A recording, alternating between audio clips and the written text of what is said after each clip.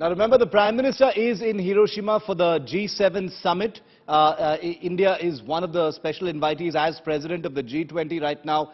India is there for the G7 summit. I'm going to show you some data in just a short while to put into perspective, the G7 vis-a-vis the new rising powers of the world. But one of the the big ticket things that a lot of people are going to be looking out for in Japan on this trip is a meeting between Prime Minister Modi and the Ukrainian President Volodymyr Zelensky. It will be the first meeting between the two leaders since the war between Ukraine and Russia started last year. I want to bring Gaurav and Geeta in on this. We'll have a guest from Ukraine also with us very, very shortly. Both Gaurav and Geeta, remember, reported extensively from Ukraine, including areas which had not been accessed by any other media team in the country. Gaurav, lots of anticipation always when the Prime Minister is on a multi-nation visit of this kind. He's got a whole stack of very crucial bilaterals lined up in Japan and elsewhere, but he is meeting Zelensky, and that is being seen as a big optical moment, and also something that people will be hanging on to, given that the world, and Ukraine especially, has been looking at India as some kind of a possible peacemaker in this war. Shiv, that's the word, peacemaker. But the fact remains, are G7 countries looking for peace between Ukraine and Russia, or is their endgame defeat Russia and arm Ukraine even more with longer range missiles that UK appears to be doing, or more weapons as the United States appear to be giving at this stage, including longer range weapons, bigger tanks? India constantly, right from the beginning. Remember Samarkand 2022, when on the sidelines of the Shanghai Cooperation Organization meeting, when Prime Minister Narendra Modi met the Russian President Vladimir Putin, India said, this is not an era for war. This is the era for peace and cooperation. So what is India looking at? Peace, dialogue, diplomacy, and a solution. That's the point India will reiterate once again. Can India play a role? Of course, India is very well respected both by Russia. In fact, many world leaders say Prime Minister Narendra Modi is one world leader that Russian President Putin listens to and respects a lot. Yes. Same is the case with the Ukrainian President. Their Deputy Foreign Minister was in India recently, and Ukraine is seeking India's help in rebuilding Ukraine. From healthcare to infrastructure to education, schools, school buses, rebuild Ukraine, all of that India can play a very crucial role, Shiv. Very important role. We also have live with us from Lviv in Ukraine, Olga Vorozhbich. She's a senior journalist. She was part of our coverage of the war last year as well. Olga, good to see you. We'll go to her in just a moment. Before that, bringing in our foreign affairs editor, Geeta Mohan, also tracking all of these developments. Geeta was one of the few journalists, in fact, the only journalist from India, I think, who covered the war both from Ukraine as well as the Russian side. Geeta, how are you seeing this meeting between the Indian Prime Minister and the Ukrainian President? What's the current state of play? Well, Shiv, this could have happened any time in the past as well. It was about the opportunity and the right time.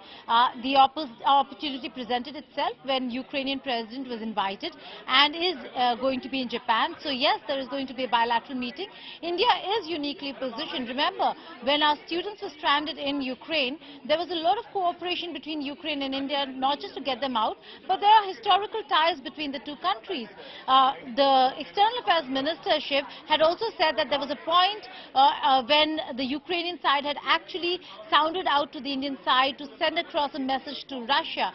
So while there is no official mediator role that India has taken upon itself, India is playing a critical role, or could play a very critical role, in ensuring that if they have a message to give, there is no country in the West that Russia is going to engage on the issue of Ukraine.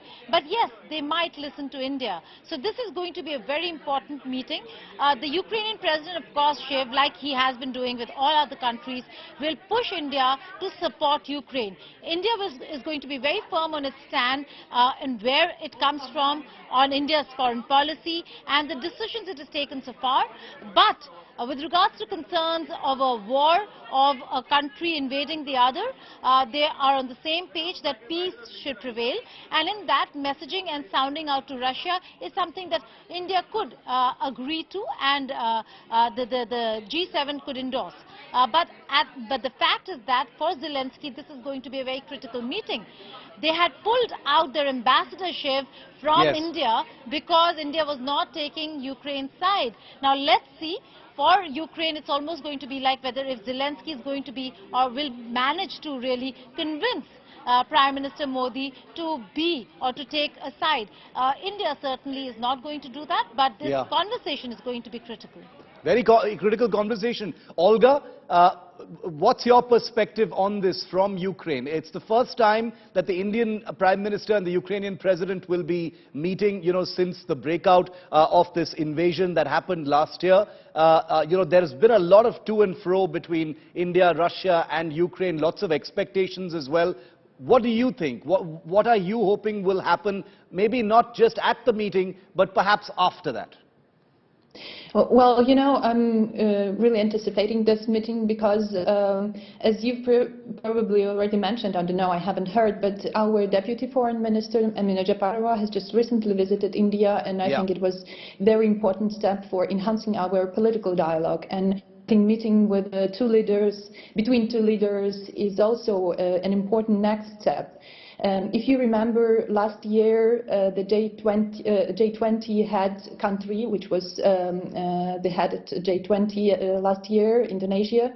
So the president of that country, Joko Widodo, visited Ukraine, and I know that no Indian prime minister since since Ukrainian independence have ever visited Ukraine. So maybe after that meeting, I do hope this could happen also with Indian leader, yes, with Prime Minister Narendra Modi, that he will be the first Indian prime minister who will visit Ukraine during the period of independence. But this is just like my hope. But anyway, this meeting will show I hope, will show the enhancing of the political dialogue between our countries, because as you've probably heard that Ukraine, and it was said by our Deputy Foreign Minister and I think also by Foreign Minister in different interviews, Ukraine hopes that India can play a bigger and greater role in